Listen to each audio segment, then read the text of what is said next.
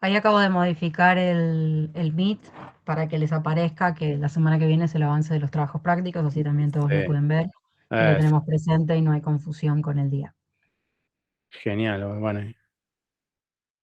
Una duda, ¿quieren que ya tengamos algo hecho, o sea, en específico o un avance?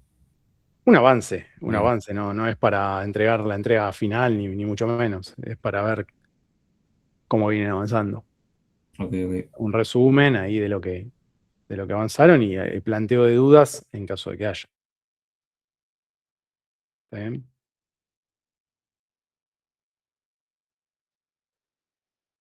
Bueno.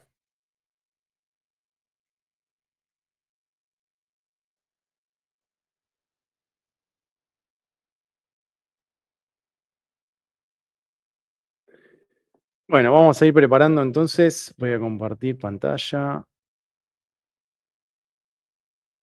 Un segundito.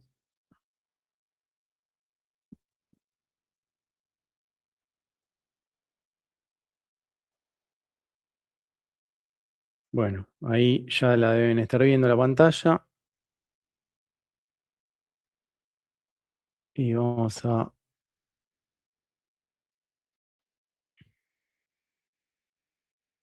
Bueno, ya creo que estamos... son y 5, vamos arrancando. Si los que se conectaron temprano también. Lucas, un detalle, porque ahí estuve Sí, mirando bien el mail que mandaste, yo la verdad no lo tenía marcado, pero no lo había podido descargar. Tengan en sí, cuenta que las dos diapositivas, hay una que dice 2026, esa es la actual que se dio. sí. La otra es una diapositiva que debe ser del primer cuatrimestre porque no estoy ni Es yo en del la primero. materia. Sí, del año Eh, anterior, quizá, exacto. de la cursada anterior. Sí, sí, sí, No sí. usen las diapositivas viejas porque justamente No, con el correr del tiempo se agregaron temas. Entonces, sí, de esas dos, o sea, lo que tiene la vieja, la nueva lo tiene también, pero la nueva además sí, tiene más contenido. Entonces ya borren exacto. la vieja y se quedan Es, tranquilos con la nueva. sí, lo que diga 2026 es lo que vale en Exacto. el título. Así que ahora, después, cuando tengan el final de esta, después yo les mando la de cobre, que es la del viernes pasado, y esta, que va a ser 2026. Todo lo que diga 2025, para no confundirse, lo borro, como dijo Vane. Bueno, vamos a ir arrancando. Vamos a esperar 2 minutitos nada más. Porque entiendo que debe haber mucha gente a esta hora con el trabajo, está ahí, a las corridas.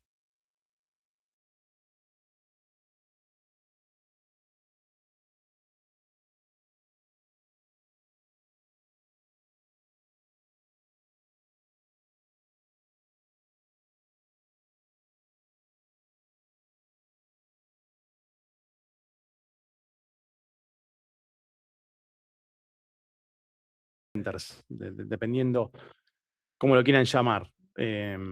Vamos a hablar bastante de eso. Es una clase dedicada a esta eh, particularidad de centros de datos.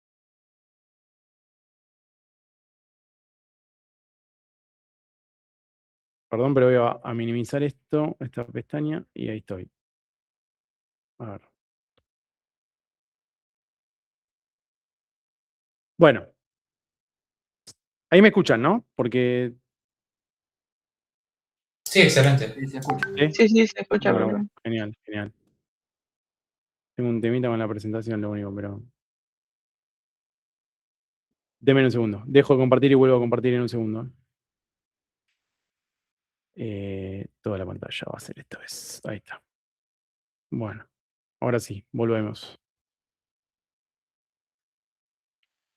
Volvemos. Bueno, entonces, ¿qué es un centro de datos? Centro de datos, por definición, es una sala física que está dentro de un edificio o instalación que alberga o aloja infraestructura informática con el fin de que se creen aplicaciones, se puedan ejecutar aplicaciones y servicios asociados a esas aplicaciones, y también poder almacenar datos y gestionar todo lo que es asociado a aplicaciones y a servicios integrados. Por ejemplo, todo lo que es convergencia de almacenamiento y datos, ni más ni menos lo que estamos haciendo nosotros en este momento. Nosotros estamos en una videollamada con concurrencia de N cantidad de personas. Para que se realice esta videollamada hay un servidor que permite que este servicio esté funcionando. Entonces, ese servidor, en este caso, será de la firma Google, ¿no? Porque es lo que estamos usando. Entonces, ese servidor tiene que estar en algún lugar alojado, en algún lugar que tenga energía, que tenga condiciones de temperatura y de ambiente adecuadas para poder operar, y que tenga un mantenimiento de 7x24, ¿no? O sea, estas son aplicaciones que tienen que estar funcionando permanentemente. Para eso, obviamente, el recinto donde están instaladas tiene que tener todas las capacidades adecuadas para que esa aplicación se mantenga activa, ¿no? Una caída, por ejemplo, de energía haría que la aplicación tenga interrupciones de servicio, y eso, la experiencia de usuario en ese caso sería muy mala. Imagínense si cada uno hostea las cosas en su casa y cuando se corta la luz, si estás dando un servicio a un tercero, ese tercero no puede acceder. Sinceramente, así no funcionaría bien lo que nosotros estamos brindando como servicio, o sería un mal servicio, precario. Entonces, volviendo a lo que es un centro de datos, esta es una imagen ilustrativa de lo que puede llegar a ser un centro de datos, ¿no? Donde van a haber racks, servidores y probablemente conectividad de fibra óptica, switches y demás. Voy a poner el puntero, si me deja, ahí está. Que bueno, tiene la particularidad de tener también, se rige en base a estándares, ¿no? Y hay distintos tipos de centros de datos. Lo primero que tenemos que ver es que tenemos centros de datos que son empresariales, o lo que se denominan enterprise, ¿no? Que es un modelo de centros de datos donde toda la infraestructura de TI, o de informática, y los datos se alojan en esas instalaciones. O sea, hay empresas como pueden ser bancos, como pueden ser petroleras, compañías de retail, que tienen sus propias instalaciones, todos los servidores alojados ahí, porque también tienen más control y más seguridad a nivel protección de datos, ¿no? y de la información. Entonces, es muy probable que muchos bancos tengan sus propios data centers y además respalden en un data center de otras características como los que vamos a ver ahora. Pero el data center enterprise hace referencia generalmente a un data center de una corporación, ¿no? De una empresa. Después tenemos data center de nube o cloud computing o hyperscale, también se denominan. Lo que puede ser, por ejemplo, un Google, ¿no? Un data center de Google es un data center de cloud o hiperescala, ¿no? Son data centers mucho más grandes que tienen infraestructura o recursos compartidos de infraestructura para muchos clientes. En este caso, fíjense, uno de los clientes es la facultad, ¿no? La universidad, la UBA. Pero también a Google le da servicio a millones de empresas en el mundo en este data center. Entonces, es un data center de mucho más porte para soportar mayor cantidad de usuarios. Son millones de clientes que están conectados a ese centro de datos. Y después, por otro lado, tenemos los data center colocation, que son los gestionados. Generalmente son data center de las empresas de telecomunicaciones, como puede ser un data center de un Telecom, de un Telefónica, de un Claro, que generalmente son concebidos con infraestructura que se despliega, generalmente por el mismo operador tiene la convergencia ahí de todos sus servicios. Entonces, ese operador lo que hace es, recibe también clientes, que pueden ser pymes o pueden ser empresas medianas, que deciden no gastar ellos su propio recurso, su propio metro cuadrado para alojar infraestructura, sino que lo que hacen es tener la posibilidad de usar estas instalaciones, pagar como servicio al operador. Por ejemplo, le pagan un fee a Telecom o a Telefónica por llevar sus servidores a un centro de datos adecuado, ya con energía, con refrigeración, con los racks, y demás. Entonces, usan infraestructura de ellos para llevar sus propias aplicaciones y no tenerlas en su edificio, digamos.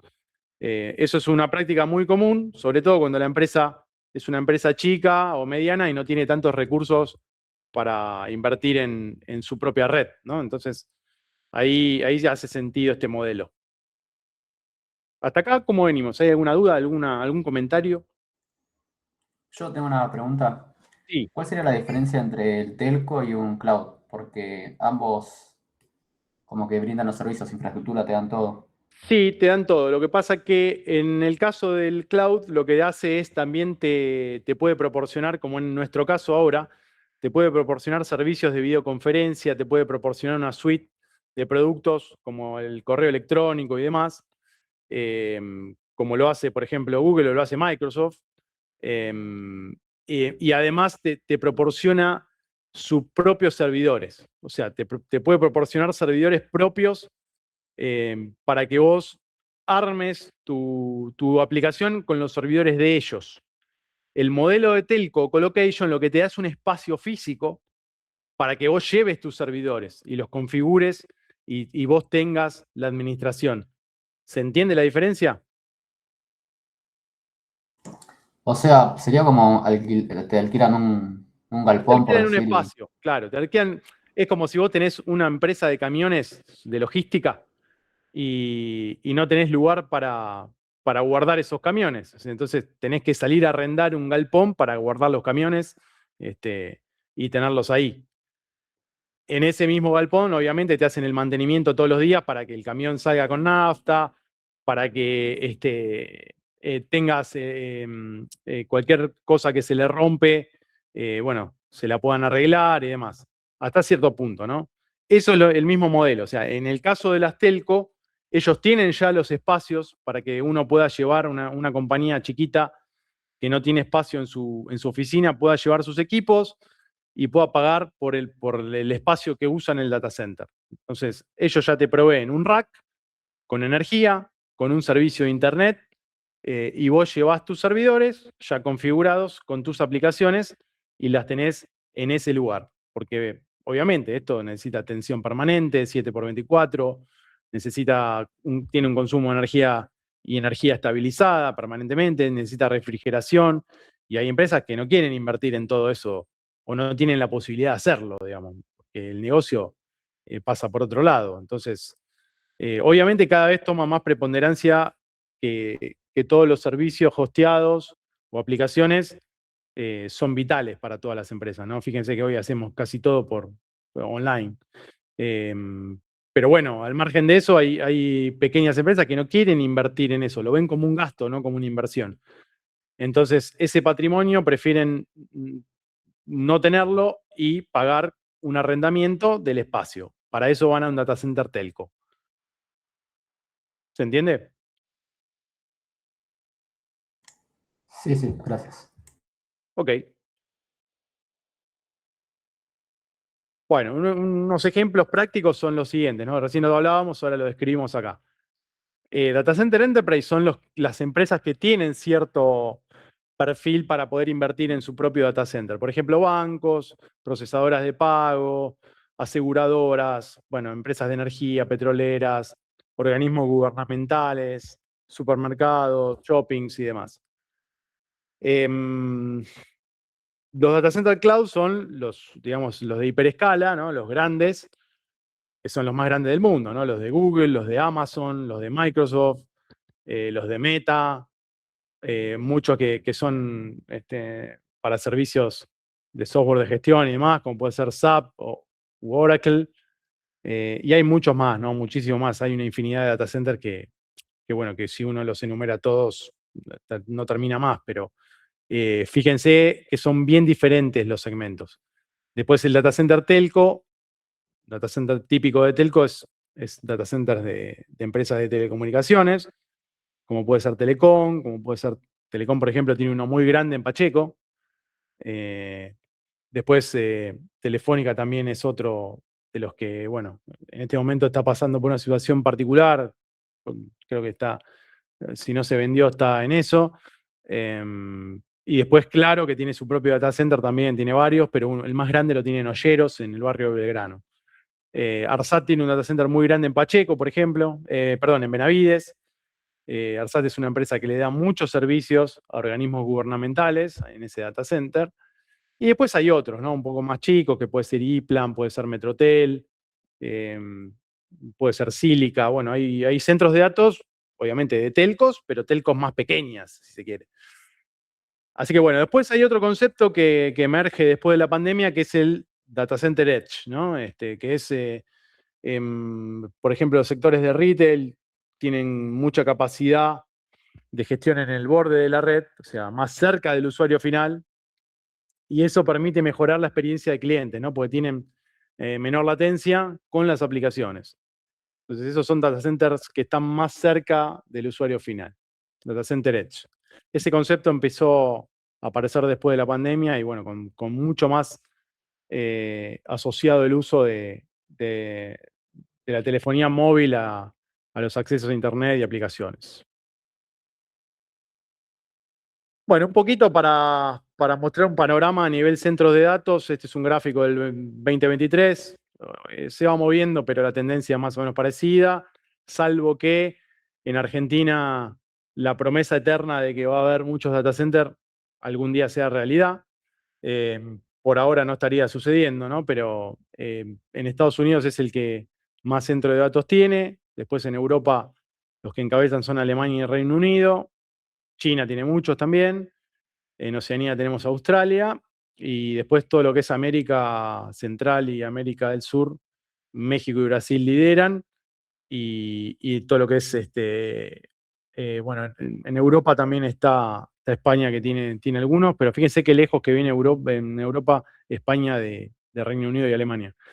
India también es otro que tiene bastante capacidad de data center, ¿no? Esto incluye centros de datos pequeños, que es hasta 20 megawatts, centros de datos medianos, que son entre 50 y 100 megawatts, y centros de datos grandes, que son los hiperescala, que tienen 100 megawatts en adelante en consumo, ¿no? Siempre que hablemos de un centro de datos, y esto, acuérdense, porque es una pregunta que puede aparecer en algún examen, hablamos de estándares. Y el estándar que regula los centros de datos es el ANSI TIA 942. ¿Está bien? Es un estándar de cableado que, bueno, habla de bastantes puntos, como pueden ser camino hacia el uso de elementos de calidad y confiabilidad, o sea, tienen que ser todos los elementos que se montan en las instalaciones de un data center tienen que ser de marcas reconocidas y homologadas a nivel mundial. Tiene que tener estos fabricantes interoperabilidad entre sí, se unifican criterios y siempre impulsando mejores prácticas, ¿no? Todo eso es parte de lo que los estándares definen. En el caso de un centro de datos, siempre que hablen de un estándar muy popular en el ámbito de los centros de datos es el 942. Obviamente que hay muchos más estándares, cada tecnología. Perdón, una consulta. Sí, sí, O sea, del estándar anterior, sí. todos los centros de datos deben cumplir con el 942. Exactamente. Cuando uno diseña o certifica un centro de datos, tiene que estar basado en el estándar 942. O sea, Bien, independientemente de si es de nube o de empresarial. Independientemente. Para todos aplica el mismo criterio, estándar 942. Ok, gracias. Eso habla de muchas cuestiones que después vamos a ver a lo largo de esta presentación. La parte de centros de datos, bueno, también hay otros estándares que están asociados, pero digamos, la matriz, el estándar madre, digamos, es el 942. Hay otros estándares que hablan otra vez de componentes de fibra, otros que hablan de todo lo que es canalizaciones, otros que hablan de la parte de conectividad y operación y mantenimiento. Bueno, hay algunos estándares que son europeos y otros americanos, ¿no? CENELEC, por ejemplo, es un estándar europeo. Y todo lo que es ANSI TIA es americano. Entonces, bueno, es parte de lo que, a título informativo esto. El estándar central es el 942 para los centros de datos.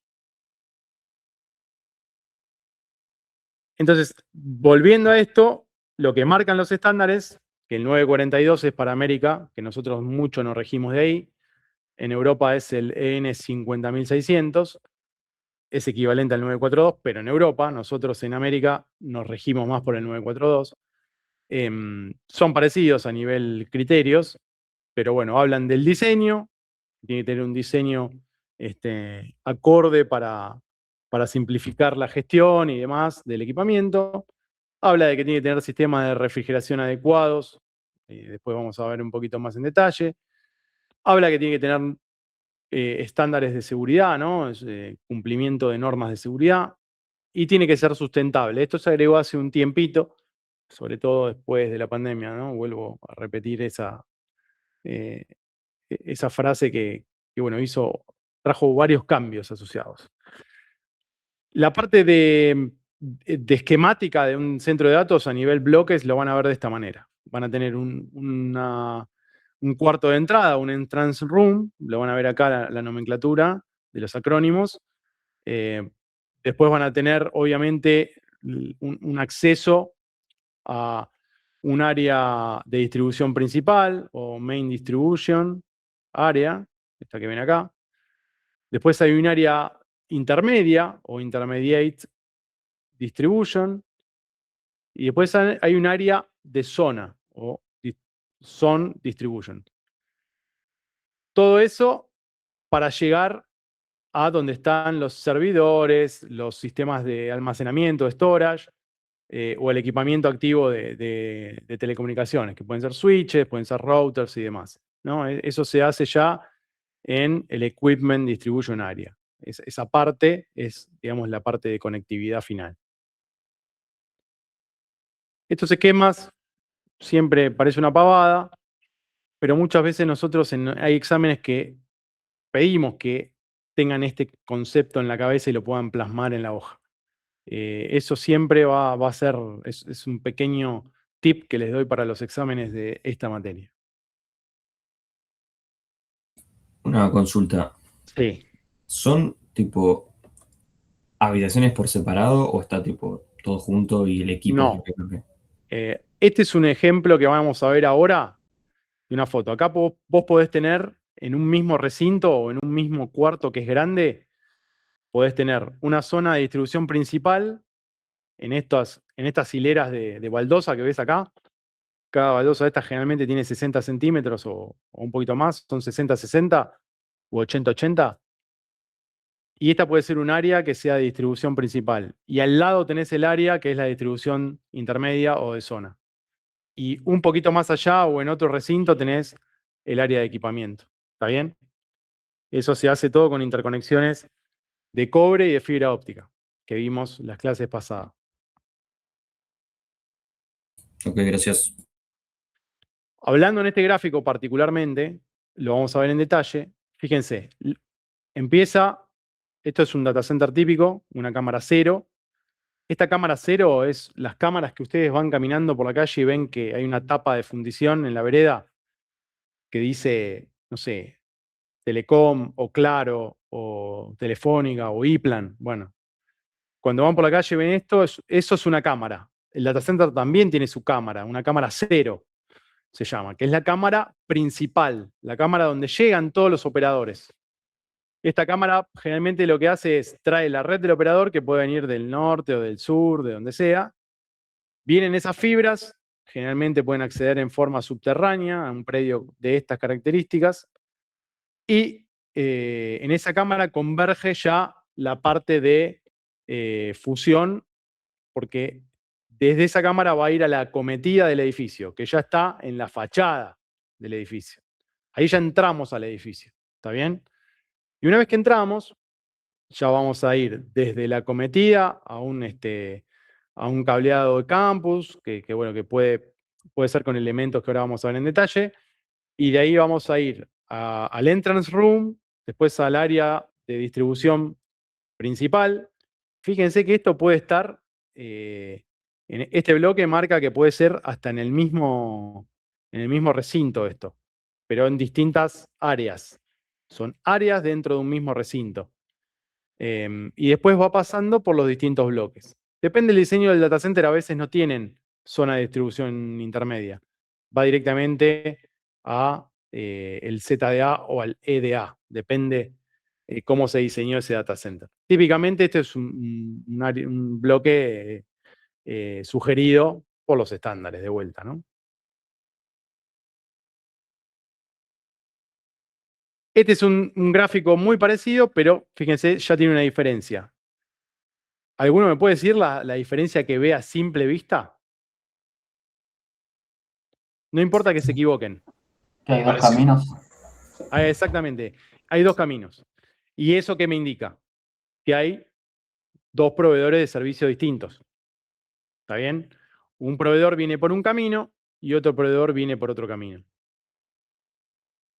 Entonces, ¿eso qué me da? Me da redundancia. O sea, me dice que si a mí se me corta el proveedor A por X motivo, yo sigo funcionando por el proveedor B. ¿Está bien?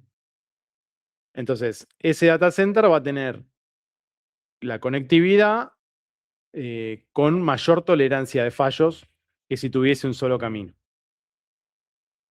Eso es muy común en los servicios de data center. Y generalmente, ¿cuántos proveedores tienen? Cuanto más proveedores tenga el data center, más calidad de resiliencia va a tener. Puede tener uno, es muy pobre. Puede tener dos, es bueno, pero no alcanza. O puede tener 3, 4 o los que sean, los que lleguen. Siempre es mejor tener toda la cantidad que sea posible. O sea, si tiene 6 proveedores, bienvenidos sean. Por eso muchas veces los proveedores, cuando sale un data center nuevo, ellos mismos son los que quieren estar. ¿Se entiende? Porque saben que siempre los servicios ahí van a ser necesarios. Pregunta. Sí. ¿Es obligatorio que por cada proveedor de servicio haya una acometida distinta o es para mejor redundancia, digamos? Mejor que haya una cometida distinta porque hay mejor redundancia. Deme Bien. un solo segundo, ¿eh? Ya estoy. Vane, si querés comentar algo en el medio, porque me está entrando un llamado importantísimo y no lo puedo no atender. No, no hay problema, dale, anda tranquilo. Ya estoy. ¿Estás o no estás? Ya vengo, ya vengo. 5 Ah, ok, minutos. ok. Dale, hacemos un breve receso. Siempre decimos que no damos receso, bueno, hoy hacemos la excepción. Tranquilo, Lucas, no hay problema. Justo les comentaba que siempre le decimos que no damos receso, bueno, hoy tuvieron suerte, por ser viernes. Un Un pequeño ratito receso de 5 minutos, para sí. tomar Sí, pero algo, no, ir al baño, sí, revisar no las podía dejar de diapositivas. atender porque es un No, tema no, ya sé. complicado. Bueno, estábamos acá entonces, en esta diapositiva.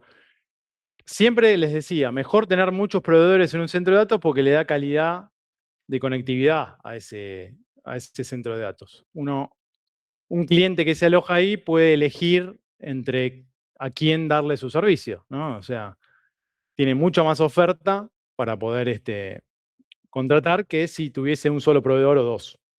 Generalmente en un centro de datos van a encontrar a todos. Bueno, un Tienes poco, una duda en el chat, que es ¿qué bastante dice? Sí, sí. polémica. Sí. Preguntan si los proveedores de Internet, si tienen un data center enterprise, contratan a otros proveedores también. Sí, claro. Sí, sí, sí. Sí, Tengan en cuenta, chicos, que los proveedores de Internet, sí. si bien uno los ve como súper competidores, tienen compartición de infraestructura, Claro, o sea, no son tan exacto. aislados como nosotros creemos que son.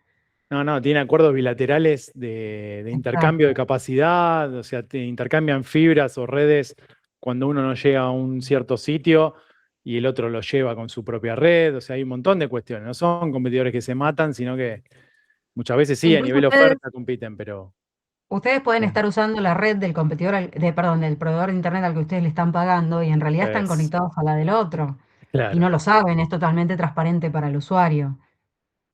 exactamente. Hay, en todos los proveedores hay unidades de negocio que se llaman unidad mayorista o de terceros, y esos son los que se dedican a hacer intercambios con otros proveedores. O sea, yo te doy capacidad en tal lugar, en una ciudad que vos no estás, y vos me das una fibra donde yo no estoy, o esos acuerdos bilaterales de que ayudan justamente a que las redes sean mucho más robustas y que haya más conectividad desplegada en todo el país.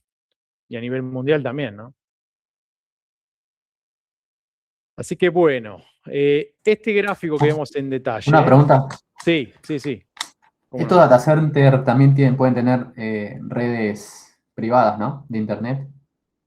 Porque, por Sí, ejemplo, sí, claro. supongo que Google, que dependa del proveedor de internet, como que tiene mucha dependencia de ellos. O sea, ellos son los que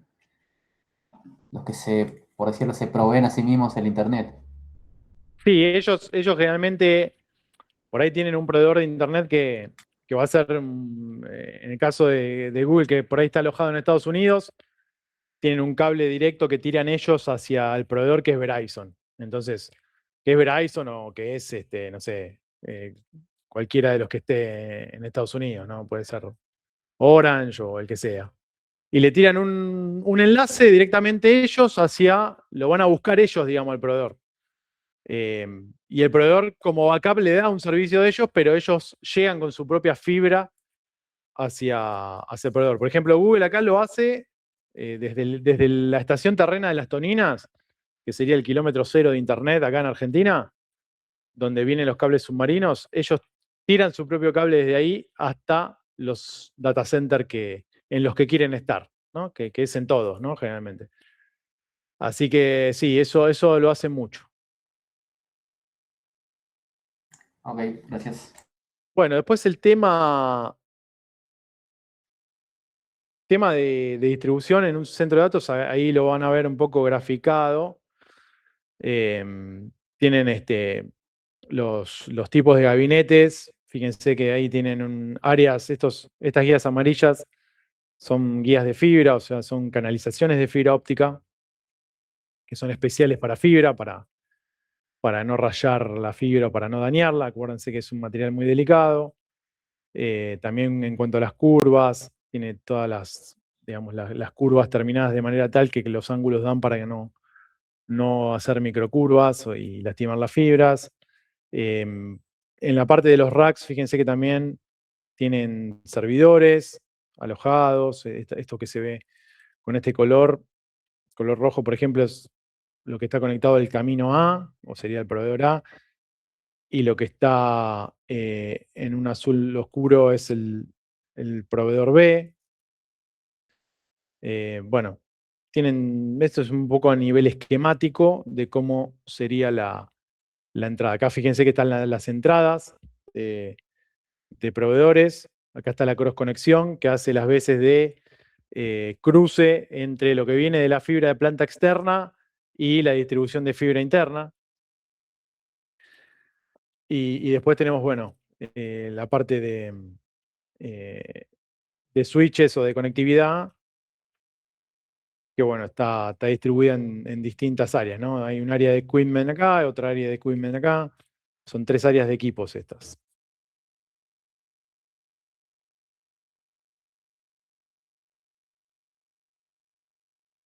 Esto es una imagen de un data center real. Acá lo que van a ver es la parte de servidores y las guías de fibra que yo les mencioné recién, o Fiber Raceway o Fiber Guide, las van a encontrar de distinta manera. Estos Optical Distribution Frames son ODFs, se llaman así porque lo que tienen es justamente la convergencia de todas las fibras que entran a estos recintos y hacen las veces de cross conector desde la planta externa, o sea, de lo que viene de la calle, a lo que se distribuye por estas guías en la parte interna, ¿no? Obviamente son distintas. Las fibras que vienen de la calle son como estas que ven acá, tienen una chaqueta rígida de polietileno, como esta también, se empalman en estos cierres de empalme en las cámaras 0, y después llegan hacia el interior y ya se conectan a un Optical Distribution Frame y se convierten, entran de la parte trasera, se fusionan, y la parte delantera ya uno puede salir con conectores prearmados en fábrica, como estos que ven acá, que son los conectores MPO. ¿Se acuerdan que lo vimos en la clase pasada? Bueno, estos conectores son los que viajan por estas canalizaciones, con estos cables largos, ¿no? Generalmente pueden ser vienen desde 3 metros hasta, puede ser 200 metros. Son cables bastante extensos y se hacen a medida. Así que estos son más o menos los componentes que van a haber dentro de un data center. En cuanto a los aspectos de diseño, tiene algunos destacables, como puede ser lo que es el uso eficiente de todo lo que es energía, ¿no? Un data center de buena calidad tiene tanta energía como sea posible. O sea, esa energía es para alimentar la mayor cantidad de equipamiento y que no se desperdicie ni se use, digamos, no tenga un mal uso de la misma. Entonces, generalmente los data centers vienen equipados de manera tal que tengan un buen diseño a nivel energético. La escalabilidad es otro punto importante. Tiene que ser la construcción lo suficientemente flexible como para que crezca cuando tiene que crecer y ser actualizado y pueda soportar nuevos clientes. Eso se basa en el estándar 942 y en el 50600 de CENELEC. Y otro tema es la cadena de suministro. Tiene que tener, digamos, un método de diseño para lo cual sea fácil o sea factible la operación en ese centro de datos. Si uno tiene un centro de datos desorganizado, bueno, eso no va a andar, digamos. Lamentablemente eso no va a andar. Por eso siempre es importante que los diseños sean basados en el estándar 942, ¿no? A nivel centro de datos hay bastantes escalas, ¿no? Tenemos los de menor a mayor en cuanto a latencia, son los que tienen menos latencia, son los más chicos, ¿no? Los que están más cerca de las aplicaciones del usuario final. Ejemplo, estos que ven acá, son data centers que bueno, hay más cantidad desplegada a lo largo de una geografía porque son más chiquitos. Estos centros de datos por ahí tienen un solo gabinete, pero bueno, tienen la posibilidad de estar más cerca del usuario final y se instalan en lugares de cercanía de los operadores de telecomunicaciones, por ejemplo, ¿no? Tienen un consumo de energía bajo y una cobertura limitada. Después tenemos los que van creciendo, ¿no? Los un poquito más pequeños, pero no tan pequeños, que bueno, ya tienen hasta 2, por ahí 2 racks. Y después tenemos los medianos o grandes, ya son un poquito más deporte, como es en un data center enterprise, y los más grandes que son los de core, ¿no? Que son los hiperescala, los que más abastecen, digamos. Quizás están más alejados, pero tienen mucha más capacidad en cuanto a energía, en cuanto a almacenamiento, en cuanto a condiciones de estabilidad, ¿no? Otro punto importante es un organismo internacional que se llama Uptime, el que certifica los data centers. Cuando uno invierte, hace semejante inversión en este tipo de arquitecturas, generalmente lo que hace es, quiere tener el aval de un organismo internacional que me diga que esa inversión que hice me certifica determinadas capacidades, ¿no? Entonces, Uptime se dedica a eso, ¿no? Es un organismo internacional que cuando uno construye un data center lo llama a estos muchachos, vienen con un inspector y se fijan que uno haya cumplido con todas las normas que tiene que tener, que ellos le llaman tier, ¿no? Si uno diseñó un data center basado en tier 2 o en tier 3, ellos vienen y certifican que eso esté acorde a lo que ellos determinan lo que es un tier 2, un tier 3, un tier 4.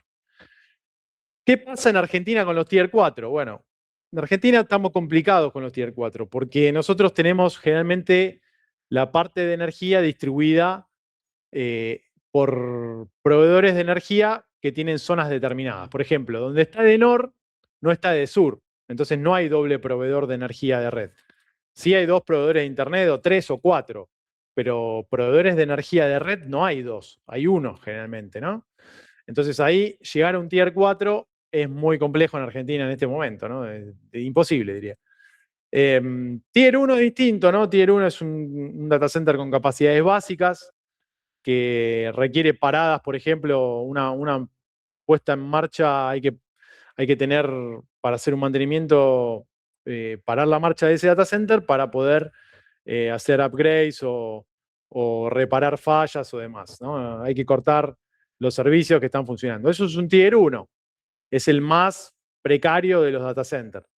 Después tenemos el tier 2, que es un data center un poquito más redundante, ya puede llegar a tener paradas de determinadas cuestiones, por ejemplo, fallas de distribución de energía van a afectar los servicios, pero por ejemplo, si falla un proveedor de internet o un proveedor de servicios internacionales de datos, bueno, ahí puede seguir operando quizá por otro operador.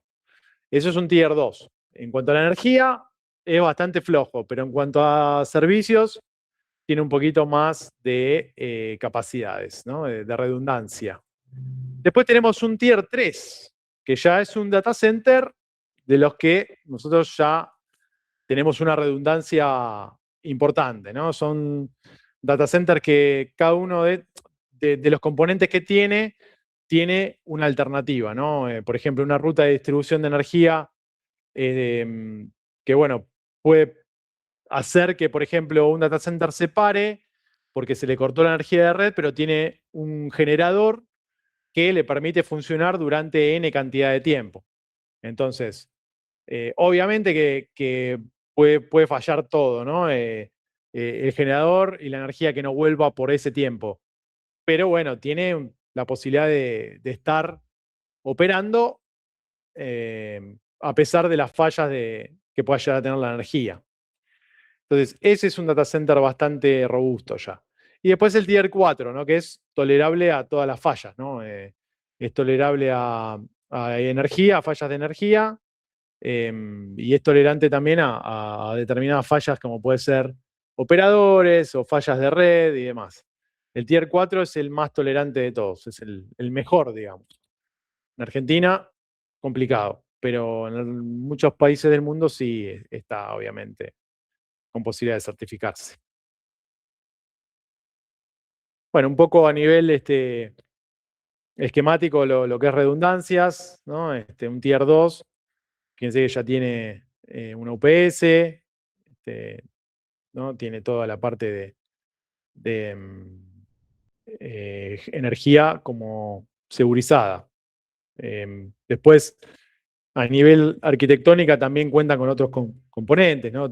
La parte de puertas de seguridad, redundancia de fuentes y procesadores para lo que es equipamiento crítico, capacidad de enfriamiento también, para tener humedad controlada. Toda la parte de componentes eléctricos, bueno, también tiene que tener UPS redundante N+1, un generador y todo lo que es sistema de emergencia de encendido, ¿no? El tier 3 es más completo. El tier 3 ya tiene todo lo que es vías de distribución redundantes, ¿no? Camino principal, camino alternativo, componentes que pueden ser hot swap o removidos en un evento planeado sin interrumpir el sistema. Bueno, obviamente si hay un impacto de alguna catástrofe climática o algo de eso, bueno, va a impactar, ¿no? Pero después todo lo que es acceso lo tiene controlado, muros exteriores también sin ventanas al exterior, seguridad perimetral con circuito cerrado, video seguridad IP, más de 2 proveedores de telecomunicaciones, 2 cuartos de entrada, 2 rutas, 2 áreas redundantes, o sea, todo redundante. Eso ya es un tier 3, ¿no? Que eso sí hay mucho ya en Argentina. Después de componentes eléctricos lo mismo, ¿no? Un sistema de redundancia N+1, sistema de distribución, Después la distribución, obviamente, una activa y una alterna. Sistema de puesta a tierra y protección también hasta de la iluminación, ¿no? Monitoreo para todos los equipos, forma permanente, y un generador con combustible para que pueda operar al menos 72 horas. Ese es un Tier 3. O sea, fíjense todo lo que tiene un Tier 3. Tier 4, bueno, es el Tier 3, pero con otro proveedor de energía adicional, además. Bueno, ¿por qué se les ocurre que puedo tener un data center, ¿no? O sea, ¿para qué tendrían un data center? Bueno, hay muchas aplicaciones que son impulsoras del ancho de banda, para lo cual se requiere un data center, ¿no? El Internet de las cosas, todo lo que es inteligencia artificial, la parte de realidad aumentada, bueno, blockchain ni hablar, las aplicaciones de robótica, drones, bueno, impresión 3D también, son algunos de los impulsores del ancho de banda. Si nos referimos a lo que era el ancho de banda en alguna época, bueno, acá todos tuvimos un crecimiento, ¿no? Todos los continentes pasó que después de la pandemia tuvieron que empezar a ampliar los anchos de banda en sus data centers. ¿Por qué? Y porque empezó a haber mucha más actividad en aplicaciones. Entonces, eso hizo que haya que evolucionar en cuanto al ancho de banda. Upgradear el ancho de banda, mejor dicho. Entonces, todos los data centers que se planificaban a determinadas velocidades fueron empezando a crecer en cuanto a las velocidades, precisamente. Entonces, este mapa de Ethernet Alliance marca un poco el roadmap de lo que fue el crecimiento. Desde el 2002, cuando uno tenía un centro de datos, planificaba interfaces que iban a conectarse a 10 GB. Ya 6 años después, esos 10 pasaron a ser 25. 25 40, ¿no? Después, en el 2018, ya pasaron a ser 50 y 100 en algún caso. Y ya para el 2019, 400 GB, ¿no? Habíamos pasado por los 200, 400. Hoy estamos parados ya en 800. A pesar de que acá dice 2021-2022, eran muy pocos los que podían llegar a 800 en esos años, pero en el 2023 ya había muchos ya conectando interfaces de 800, y hoy estamos más o menos por acá, ¿no? En los 3.2, 1.6. Ya hay interfaces que están operando justamente en las grandes empresas de telecomunicaciones que mueven grandes volúmenes de tráfico en 1.6, 800 GB, ¿no? O sea, es una realidad. Los 3.2 están ahí al caer. Calculo que este año, el año que viene, ya vamos a estar hablando de esto. Y hacia el 2028 estamos yendo a 6,4 teras. Así que fíjense que se viene muy fuerte este tema. Y ya es una realidad, ya no es más una lámina de PowerPoint, sino que uno que está en este mercado lo está viendo. Lo está viendo y crecientemente. Quizás, ¿Hay una Lucas. pregunta? Sí, hay una en el chat y justo alguien levantó la mano, hago un comentario chiquitito y ya damos lugar a las Sí, preguntas. bueno, sí. Quizás, Yo a tomo ver, agua. yo entiendo, dale. Yo entiendo que para ustedes debe ser difícil de imaginar, ¿no? Son todos relativamente jóvenes, o por lo menos a nuestros ojos, y estamos hoy viendo algo que yo lo escucho a Lucas cuando lo dice sorprendido y quizás para ustedes no lo sea, porque el hecho de yo hoy estar en mi casa conectada con una notebook y no haberse cortado la comunicación en ningún momento, es algo que no existía. Nosotros no teníamos hace 10, 15 años. Yo recuerdo el mail FIUA, cuando era alumna tenía mail FIUA, no estaba hosteado por Google, y nos pasaba de enviar mails y que nunca llegaran a destino. O sea, ese nivel de poca robustez, de poca redundancia, de poca confiabilidad. Yo mandaba un mail o el profesor mandaba un mail con las notas y no llegaban las notas. O sea, teníamos que esperar, bueno, no llegó. Y aparte uno ya suponía que no iba a llegar el mail. No es que tampoco era un hecho tan aislado. Entonces, un poco ya en esa época Google sí funcionaba mejor. Google ya tenía mucha más, y uno dice, ¿por qué funcionaba uno bien y el otro mal? Bueno, justamente por todo esto que está explicando Lucas. ¿Sí? Nosotros no estábamos hosteados por Google, teníamos el servidor, creo que estaba en la facultad, realmente en esa época desconozco, pero estoy casi segura de que eran servidores mantenidos por FIUBA, ¿no? Hacíamos un intento de Enterprise fallido.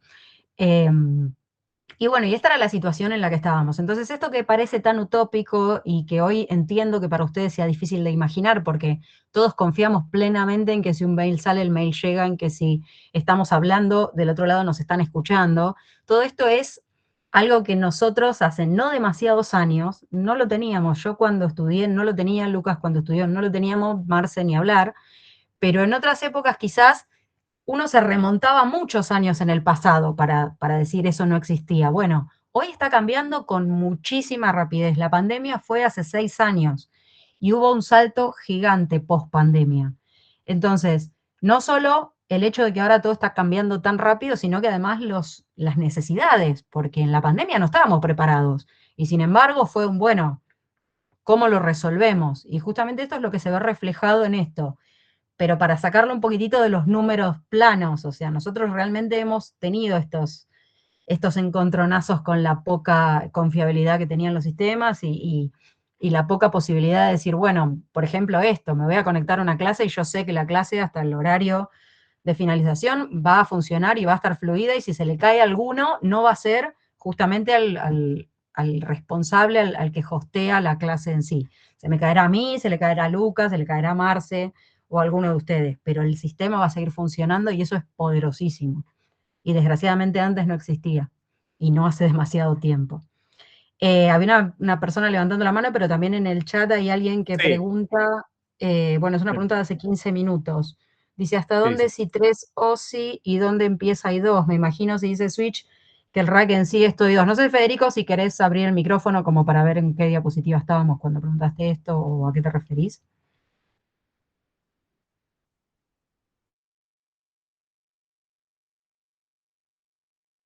Sí, Lo que me refería a los niveles de OSI dentro del data center, porque estábamos viendo la estructura hace 15 minutos del No. data center y quería saber hasta dónde llegaba el ruteo, que sería el nivel. No. Acá de ruteo no estamos hablando. Es toda la parte física esta. O sea, no hay nada lógico en esto. Esto es todo físico. ¿Está bien? La parte de ruteo es ya a nivel lógico cuando vos pones un switch o un router. En el caso de capa 3 va a ser si pones un router o un switch layer 3, pero no hablamos de eso en este momento. O sea, estamos hablando simplemente de la parte física. ¿Se entiende?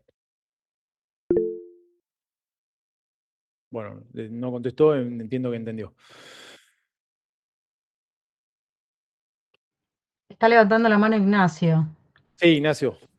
Sí, yo tenía una consulta. ¿Cómo viene en Argentina este Sí. roadmap? ¿Se viene siguiendo más o menos?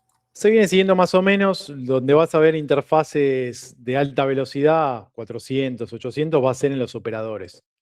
Después el segmento Enterprise está más en esta franja todavía, acá. 40, 100. Pero ya lo que es, por ejemplo, último proyecto me tocó participar en un centro de datos hace muy poco, relativamente 6 meses, un banco, no de los más grandes, pero un banco de muchos años, y estaba parado ya conectando su data center, migrando a esta velocidad, 400 GB. Estaba parado en 100 o en 50 en algunos casos, y pasó a tener las aplicaciones conectadas a 400. Toda una inversión nueva que hizo, y eso, digamos, va a ir para arriba, ¿no? Y no era un banco de los más top, digamos, es un banco estable, pero bueno, ya si ese banco que no tiene tanta tecnología está parado ahí, hoy un Santander, un Galicia mismo debe estar ya tocando 800 GB o 1.6 en cualquier momento. Después las telcos, sí, las telcos están todas ya paradas por acá, conectando interfaces de 800 GB, de 1.6. Eso ya es un hecho. Sí. Gracias. Bueno, siguiendo con el término aplicaciones, acá van a ver, cuando hablamos de velocidades, ¿no? Estas que ven acá, para conectar esas velocidades, eso tiene una aplicación, le llamamos, no aplicación la del teléfono, aplicación es el ancho de banda y cómo se entrega ese ancho de banda en un SFP, que es este elemento que ven acá, que es un Small Form Factor Pluggable. Este elemento es lo que va conectado a un switch, ¿no? Y hay diferentes, hay multimodo, hay monomodo. Bueno, dependiendo el uso que uno le tenga que dar, es el SFP que tiene que comprar, ¿no? Depende del diseño eso. Hay de 100 GB, de 200, de 400, de 50. Dependiendo de las distancias a la que ese enlace de fibra vaya, tenga que conectarse, fíjense. Obviamente, ¿qué dijimos la clase pasada? Si es monomodo la fibra, es para distancias largas. Acá ven, estas que ven acá son todas monomodo. Y si es multimodo es para cortas distancias. Estas que ven acá son multimodo, fíjense, en el orden de los 100 metros y los otros están en el orden ya de los kilómetros, ¿no? Y acá cambia la cantidad de longitudes de onda y si es duplex o es una aplicación paralela. O sea, paralela quiere decir con los cables MPO o MTP, los que vimos la semana pasada. Perdón, la clase pasada. Una duda, ¿eso que pasamos recién, que serían cables o son No. como las especificaciones generales? Estas son las especificaciones generales que se pueden diseñar y uno las tiene después que llevar a cabo a la práctica con un elemento que se llama SFP que va conectado al switch o al router. Esto es una interfaz física que va en un slot del switch o del router, uno la conecta, ahora después vamos a verlo en detalle. Cuando conecta queda, digamos, apto esa interfaz para poder hacer cualquiera de estas condiciones dependiendo del ancho de banda que uno tenga que transmitir y cómo lo va a transmitir.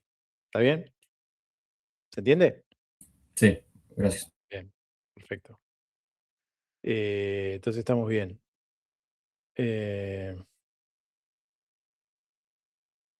Bueno.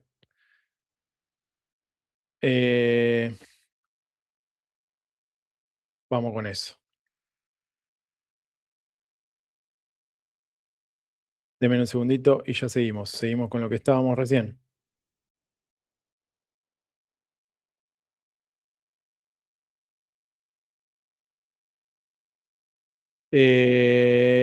Acá.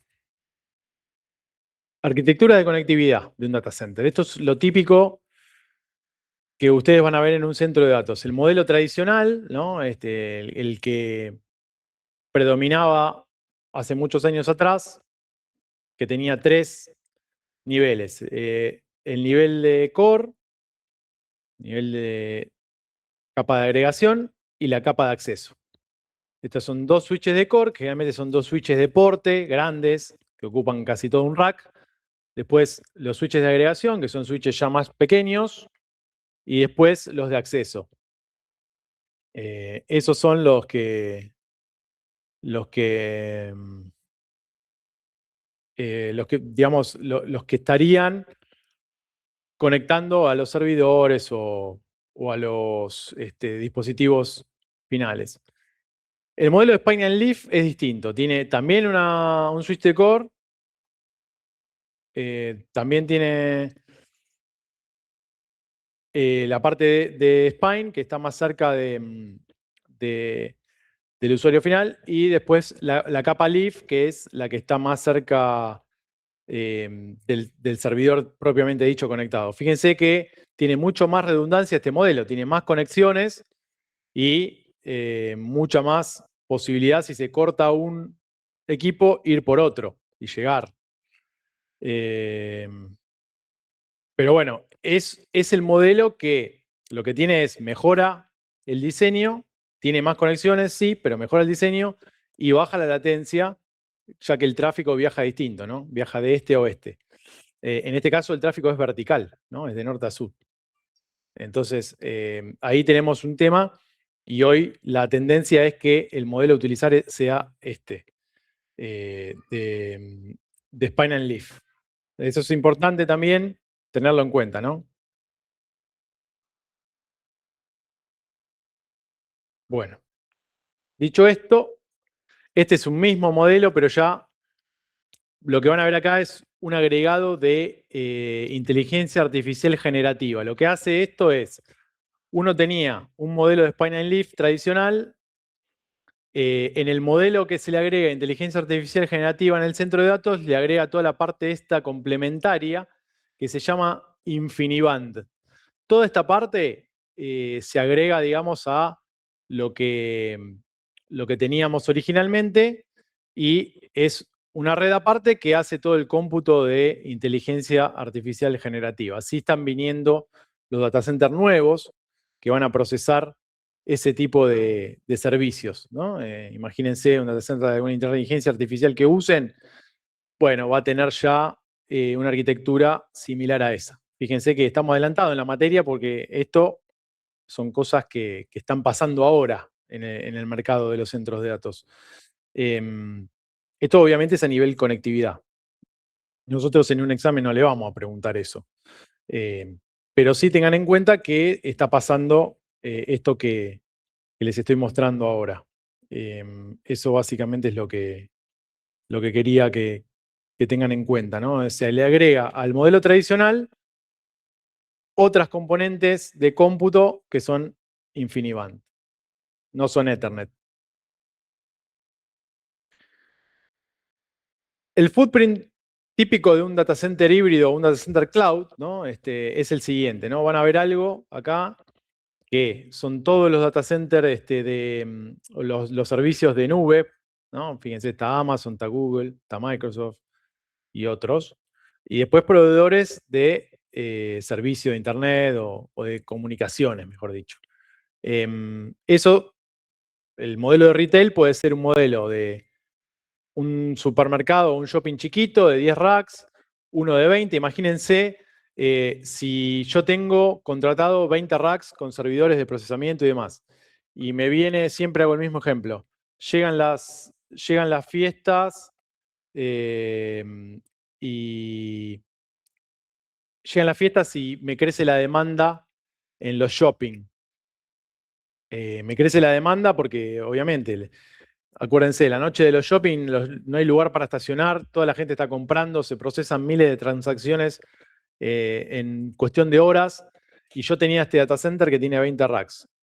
Bueno, ahí tengo que pasar a otro modelo, ¿no? Y eso lo puedo hacer escalable en el modelo de retail, ¿no? Entonces, un data center híbrido o cloud te permite obtener los recursos y pagar por los recursos en el momento que necesitas, ¿no? Uno hace el upgrade cuando ve que se le están cayendo transacciones porque no llega a procesar y se migra a mayor capacidad. ¿Está bien? ¿Queda claro eso? Una consulta, ¿se Sí. migra o se expande? ¿Cómo? O sea, dijiste migra, o sea, ¿se migra o se expande? O sea, como que... Se migra, se upgradea. Se puede upgradear. Ok. Exactamente, esa es la palabra, sí, sí. Uno tiene quizá contratado muy poquito y puede decir en momentos clave, Día del Padre, Día de la Madre, Día del Niño. Bueno, sé que me va a aumentar la demanda, ¿qué hago? Ese mes subo y contrato más recursos, ¿no? Más procesamiento, más almacenamiento y más conectividad para tener mayor eficiencia de cuando los usuarios concurran a hacer transacciones a la red. Esa es la forma en lo que muchos están operando, ¿no? En lo que es el footprint de un data center cloud o híbrido. Bueno, en la práctica, sí, te escucho, ¿eh? No, gracias. Genial. En la práctica se vería lo que estamos hablando de esta manera, ¿no? Un switch de core, que es un switch que va alojado en un rack, ¿no? Fíjense, es un switch grande, ¿no? Con doble fuente, con doble procesamiento, todo doble trae de fábrica. Después un switch spine, ¿no? Ese switch obviamente va a tener conectadas interfaces como esta, ¿no? Con un SFP que les mostré antes. Imagínense que este SFP es de 100 GB, lo conectamos a el backplane de este switch. Después el switch spine va a tener otro SFP conectado, van a tener esta interconexión acá, 100 GB, y después va a pasar al leaf, otro 100 GB. ¿Está bien? Ese leaf obviamente va a tener conectividad contra un spine, contra el otro spine y contra el tercer spine. Lo mismo pasa con el otro leaf, ¿no? Se conecta a los 3 spines. Y después, finalmente va a tener la conectividad contra el servidor o el switch top of rack, ¿no? Que van a ver acá. Ese es un switch top of rack. Y puede entregarle a 4 servidores 25 GB a cada uno. Ese switch hace después el spliteo del ancho de banda y dice, bueno, tengo 100 GB para repartir, se los voy a repartir a estos 4 servidores en 4 interfaces distintas. ¿Está bien? Entonces, el uplink de conectividad lo tiene de 100, después reparte en 4 de 25 y abastece a los 4 servicios que tiene acá, que estos servidores pueden tener múltiples aplicaciones alojadas. ¿Se entiende? Así que bueno, eso es un poco a nivel descriptivo lo que les quería mostrar. Después, en cuanto a tendencias, obviamente también hay tendencias importantes. Bueno, acá, esto que van a ver es una tendencia de los centros de datos. Fíjense lo que hablábamos recién, que lo hablaba Vane también, cómo fue creciendo el ancho de banda, el uso de las aplicaciones. En cuanto a inversión, muchas empresas empezaron a invertir. La UBA mismo, la UBA, me decía Vane, tenía un mail que era súper precario, que a veces estaban viendo si llegaba, si no llegaba.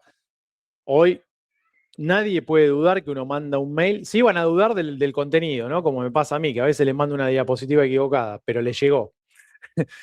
Años atrás no pasaba que llegue. Entonces, eso se revirtió obviamente en base a inversión y a crecimiento también de las compañías. La inversión que hizo Google también es importante para soportar semejantes aplicaciones. Así que bueno. Claro, pero además, Lucas, un poco lo que comentabas recién, ¿no? Del Día Sí. del Padre en el shopping. Yo recuerdo, en Navidad no se podía saludar a la familia, el 24 y el 25 no andaban, no llegaban los mensajes. Sí, es cierto, me acuerdo. Uno saludaba el 22, saludaba el Sí. 26, porque 24 y Sí. 25 o Se te saturaban. llegaba feliz, claro, o llegaba a la semana, al día siguiente, a la semana siguiente, o no llegaba. Entonces, todas esas cuestiones que parecen hoy como que no son un problema. Tomen otro tema en cuenta, ¿no? Uno dice, bueno, hoy ya no pasa. ¿Eso significa que está todo dimensionado para que todos los días sea Navidad? No, tampoco. ¿Sí? Tampoco es que se dice, bueno, si necesitamos que Navidad llegue, entonces sobredimensionamos todo, porque eso es un costo. Entonces, toda esta ingeniería de ver en qué momentos es necesario, en qué momentos no, cómo justamente dimensionarlo, cómo migrar, si es necesario, a un sistema que tenga más robustez. Todas estas cuestiones son justamente las que hacen un poco a todo esto de lo que está hablando Lucas, ¿sí?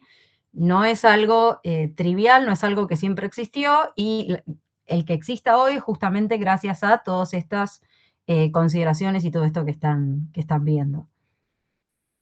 Exactamente, Vane. Bueno, ahí es un ejemplo también clarísimo. Me acuerdo de la misma época, era terrible. Ustedes eran muy chicos, seguro. El tema de lo que es inversión viene acompañado de lo que decíamos, ¿no? Es invertir para estar ayornado y para poder operar, sobre todo. Hoy ustedes van a cualquier lugar y se puede pagar con QR, se puede pagar con cualquier billetera virtual, se puede transferir desde un alias. Eso era impensado. En el 2020 había 2 comercios cada 3 barrios que tengan posibilidad de hacer medios de pago digital. Después empezó a venir todo esto. Y eso te obliga a invertir. Te obliga a invertir en infraestructura a todos, ¿no? A las compañías que dan ese servicio y a todos lo que es compañías de internet y demás, porque la red creció mucho el tráfico, creció la concurrencia, hay una cantidad de dispositivos en tendiente ascenso. Entonces, eso se refleja un poco acá. ¿no? Ustedes van a ver que lo que yo les mencionaba recién, los 800 GB, 24 o 25 en el 2025, hoy ya son una realidad. A mí, yo que estoy en el mercado también, la semana pasada me llegó un pedido de cotización para unos vínculos de fibra que tenía que hacer un canal de televisión muy importante en 800 GB. Entonces, eso ya pasó de ser un PowerPoint a ser la realidad. La otra parte es la parte de centros de datos, que bueno, fíjense que también, ¿no? Tuvo un aumento grande. A partir de 2020 empezó a crecer muchísimo la inversión. Y Otra cosa, sí, perdón, pero a sí, sí, medida que vas sí, vale. hablando me voy acordando. Otra Sí, cosa, por ejemplo, lo que vos mencionabas del banco, en tiempo atrás, cuando los primeros sí. online banking, uno para hacer una transferencia, no solo si hacías desde la computadora, pero sin ninguna duda, algo de hacerla desde un dispositivo móvil no era una opción, ¿no? Se hacía de la computadora, sino que en algún momento decías, bueno, estar conectado directamente a la red a través del cable Ethernet. No vayas a hacer una transferencia usando Wi-Fi, porque la plata queda en el éter, eso nunca más se va a poder recuperar. Y era así, o sea, no es que la gente era paranoica. La gente no lo usaba porque cuando lo usaba fallaba y capaz la plata salía de tu cuenta y no entraba a la otra cuenta. Hoy en día, un banco que no pueda permitir que yo haga una transferencia en el medio de la calle es un banco destinado al fracaso. Nadie va a aceptar tener una cuenta en un lugar donde vos no sabés si haces una transferencia con Wi-Fi o con la red móvil, si eso va a funcionar. Es totalmente impensado. Entonces, es un poco la presión que pone la existencia de esa posibilidad. Hoy en día hasta las personas que hacen arte callejero o que piden dinero por el subte y por todos los lugares tienen un mercado pago al que uno le puede girar dinero. Eso ni hablar de que hubiese sido impensado, ¿sí? Pero también acompaña el hecho de que hoy la gente va sin plata por la calle, entonces la única forma que encontraron de integrarse fue esa. Bueno, así hay un montón de ejemplos. De nuevo, como dice Lucas, ustedes eran chicos o quizás ni siquiera habían nacido y no lo vivieron, pero no fue hace tanto tiempo. Eso es lo que más me Exactamente, no interesa. fue. Eso. Eso es lo que más me interesa que se queden. ¿Por qué? Porque dentro de 5 años se van a estar acordando de esto cuando todo sea totalmente distinto y le estén contando a un chico que capaz tiene 10 años menos que ustedes lo mucho que cambió todo en 5 años, porque está todo cambiando cada vez más rápido. Si bien la pandemia puso un pequeño salto, que era un poco lo que contestaba ahí por chat, en pandemia hubo que improvisar y la verdad que se pudo, por suerte, pero sin embargo los cambios son cada vez más radicales y son cada vez más vertiginosos. Entonces andás a ver lo que estaremos haciendo de acá a 5 años, en donde confiemos en que va a funcionar para poder, no sé, confiaremos nuestra salud. Hoy en día nadie pensaría en, no sé, una operación a distancia, todavía nos parece riesgosa. Quizás el día de mañana ya no nos parezca riesgosa. Quizás el día de mañana digan, ¿y cómo va a fallar? No, eso no falla. Y bueno, esa es la sorpresa que Sí. uno se termina convenciendo de eso a través de la experiencia, ¿no? De ver que realmente no falla, de que ahora yo estoy hablando con ustedes y ustedes me escuchan perfecto porque ya uno confía porque lo vive día a día. Excelente, Vane, impecable la acotación porque realmente fue así. Bueno, esto era para cerrar. Un poco la idea del data center siempre es un tema importante en la materia, siempre lo tomamos. Yo les sugiero que esto lo vean los esquemas, vean los tiers, lo lean bastante para tener eso un poquito más fresco. Y bueno, eso seguramente en algún momento parcial, alguna cosita de esto va a aparecer, lo más probable. Así que ahí está, estemos atentos con ese tema. Y bueno, vayan avanzando en los TP, en lo posible ya el lunes, los que quieran presentar algún resumen. Acuérdense que sea un resumen de los avances, que no sea todo, porque tienen que presentar todos los grupos y son muchos. Así que sería bueno que lo sinteticen, más que nada con los avances. Esquema de distribución de DC podemos pedir en el parcial, Juan José, sí, correcto. Podemos pedir. Eso lo podemos pedir. Podemos pedir los tiers, basado en lo que Uptime certifica, podemos pedir un montón de cosas. Hay creatividad para rato en eso.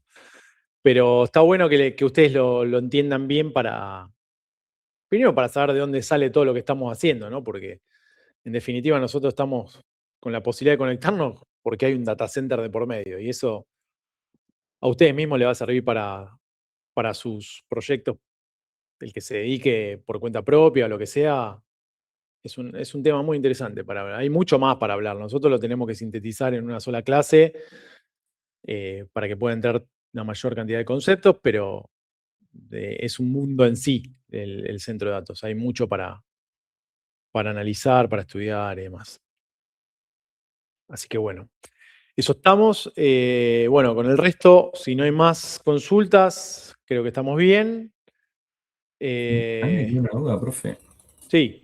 Las áreas de los Las áreas. Sí. data centers, o sea, no entiendo bien el uso que hay en... ¿El uso de las áreas? Sí. Las áreas lo que hacen es interconectar o llevar, digamos, toda la parte de conectividad de fibras hacia un servidor o desde un servidor a otra zona de la red, que puede ser un switch que conecta determinadas VLAN de determinados servicios. Fíjate que cuando vos entras a un home banking, vamos a hacerlo en este ejemplo. Vos vas a entrar a un home banking y vas a entrar a un servidor, ¿no? Ese servidor tiene una cantidad de recursos impresionante. Y ese home banking está hosteado en ese servidor. ¿Qué haces en un home banking típicamente? ¿Podés pagar cuentas? Sí. ¿Contra qué está linkeado? Deja el micrófono abierto. ¿Contra qué está linkeado ese home banking? ¿Contra pago mis cuentas o contra Vapro? No sé, dependiendo de la red de pagos que sea, ¿o no? Sí, supongo que sí. Bien. ¿Qué más puedes hacer? ¿Podés pedir un crédito personal online? Creo que hoy en día sí, que se puede. Bueno. ¿Podés comprar dólares y vender dólares, por ejemplo? Claro, sí, sí. Bueno, esos son todos servicios externos que vos no tenés generalmente en la red. O sea, los tenés en entes que están conectados a la red, pero que no están en tu propia red. O sea, vos no estás en el Banco Central, tenés una conexión contra el Banco Central. Si sos un banco. ¿Está bien? No, ponele que sos Banco Pirulo, pero vos no sos el Banco Central, sos Banco Pirulo, que tiene conectividad contra el Banco Central, o que tiene conectividad contra una procesadora de pagos, o que tiene conectividad contra, no sé, redes de gobierno para pagar un monotributo, por ejemplo. Todos esos servicios están conectados a una zona de la red. Entonces, posiblemente vos en tu servidor, que tenés en una determinada zona, que puede ser la zona principal, tenga que llegar a una zona intermedia donde tenés esos servicios en un switch. ¿Se entiende ahora? Claro, ahí entendí. Entonces, por eso vos tenés distintas arquitecturas y distintos diseños, porque eso dependerá de cómo tenés armada la arquitectura de la red. Entonces, la arquitectura de la red define cómo vas a diseñar tu data center. Las buenas prácticas hablan de todas estas zonas. Obviamente hay alguna zona que vos no la podés obviar, porque no la necesitás. Pero es lo que se sugiere en las buenas prácticas cuando vos tenés determinado diseño y determinadas funcionalidades en la red. Claro, ok. ¿Está bien? Es Claro, un modelo teórico, que muchas veces vas a un data center de un cliente y no tiene IDA, tiene ZDA directamente. ¿Por qué? Porque no hace falta pasar por la IDA. ¿Está bien? Sí, perfecto. Bueno. No sé si tenemos algún temita más dando vueltas. No, nada más. Sí. Después puedes pasar las diapositivas. Sí, ahora mismo yo corto la llamada y les paso 2026, acuérdense, la de cobre de la semana pasada y esta diapositiva de hoy. Perfecto, gracias. Bueno, perfecto, chicos. Entonces avancen con los TP y el lunes nos vemos. Hasta el lunes. Chao, Vane, hasta el lunes. Buen fin de semana para todos. Chao, chao.